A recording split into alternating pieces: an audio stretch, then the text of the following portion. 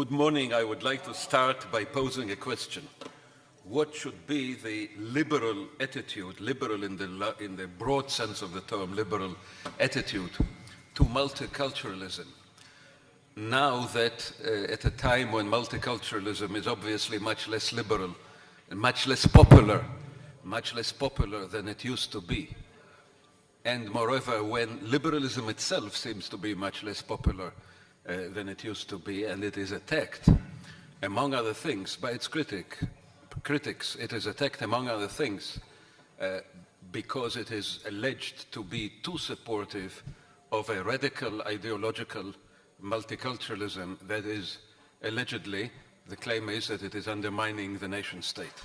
So this is already, in the question that I'm posing, there is this triangle between liberalism, multiculturalism, and the nation state. So what should be the liberal attitude to multiculturalism, and in this sense, where do we go from here? How do we continue? I think that it is worth emphasizing that when people criticize multiculturalism, I mean people from the broad democratic mainstream, and plenty of them also are criticizing multiculturalism, including some pronounced liberals, criticizing multiculturalism in recent years, or even maybe decades now. They mainly, if not exclusively, refer to radical ideological multiculturalism that implies cultural neutrality of the state. That the state should not have any culture that is connected with the state, but should be indifferent or neutral between different cultures. That is the version, I think, of multiculturalism that is most criticized. And it is claimed that this is what is undermining the cohesion of the community. Not everybody accepts this radical definition, but I think it is not unfair to say that more radical trends in multiculturalism tended to go in this direction, that they denied any legitimacy of the state as such having a cultural identity. So while this is criticized, I think almost every critic of multiculturalism from the democratic mainstream accepts less radical versions of what can be called multiculturalism, or if we wish to avoid the term, we may call it cultural pluralism or cultural freedom. Very few people would like to go back to any kind of a monoculturalism. If multiculturalism is criticized, it is not because people are in favor of any kind of a monoculturalism, in the sense that minorities, people who do not belong to the main culture or to the majority culture, should not have their cultural rights respected, and that culture itself is something that the state can just regulate as it can regulate traffic. Okay, everybody, I think, more or less understands that culture is a very important part of human personality, and if we want human beings to be free and equal, if this is the basic value, then a democratic, liberal democratic state must respect to a very large extent, not to an unlimited extent. There are always limits and debates about limits, but first I have to emphasize that it is not really debated in the democratic mainstream that people should enjoy cultural rights. People, including minority communities, should enjoy broad cultural rights, and that what is now considered a conservative position on cultural pluralism would perhaps be considered a radically liberal position several decades ago. So we should remember that. And this is what very often happens with liberalism, that when there is a reaction against achievements of liberalism, this reaction may be angry and sometimes it is ugly, but usually it is not in favor of rolling things back to where they had been before the pendulum started moving. Most achievements of liberalism are, in the long run, no longer disputed, but there is always a certain amount of tension. So I think that the main issue that has to be addressed is really the idea of state neutrality in culture. This is the main issue that is debated, not civic equality and not cultural freedom, the right of people to have their culture, not to have it suppressed, but the idea of state neutrality between cultures. And this is what I want to address. Now, the main thrust of my argument that liberalism should not support this idea, but before I debate it and I argue against it, it has to be emphasized that it is not a frivolous idea. There are actually good grounds for accepting it, or the problem is there are even better grounds for opposing it. But the good grounds for accepting the idea of cultural neutrality of the state is that instinctively people say that this is actually a natural outgrowth of the principle of civic equality. Because if we take for granted that people should be treated equally, that they have equal rights and equal dignity, then it is not illogical to say that if a state treats different cultures differently, then by implication, people do not enjoy full equality. Even if there is no juridical inequality, there is an emotional inequality, there is a symbolic inequality, there is some kind of a state preference to a majority culture as opposed to my culture. And in a situation like that, people do not feel freely part of the national mainstream. They are somehow disadvantaged in some sense by the state. So it is not easy to argue about this philosophically, and I have no time for that. What I want to say is that the idea of cultural neutrality of the state, although it may seem instinctively to be just the broadening of the principle that is not disputed here, I hope, which is civic equality, it cannot be sustained, it cannot be maintained for the simple reason, because as a matter of fact, it is not a reality in the democratic world, and probably it cannot be a reality in the democratic world.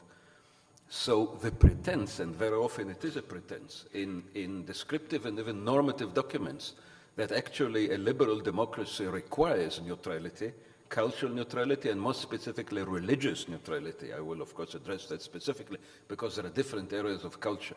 But the statement that a liberal state, as a matter of fact, is and should be, and where it is not, it should mend itself in order to conform to the principle that is in principle the right one, which is cultural neutrality, this case cannot be sustained. It is not true.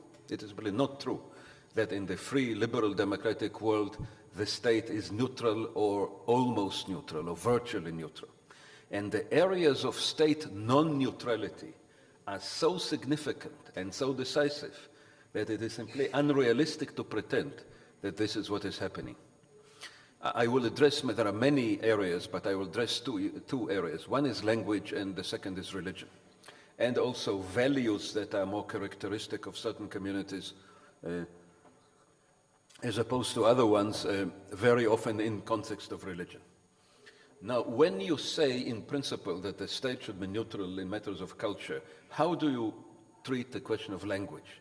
Can a liberal state be neutral in language? Well, if the liberal state wanted to be neutral in language, probably the best solution is to adopt Esperanto as the universal language, which really does not discriminate between cultures, communities, backgrounds, memories, and so everybody is equally attached or not non-attached to Esperanto, and this is the truly neutral language.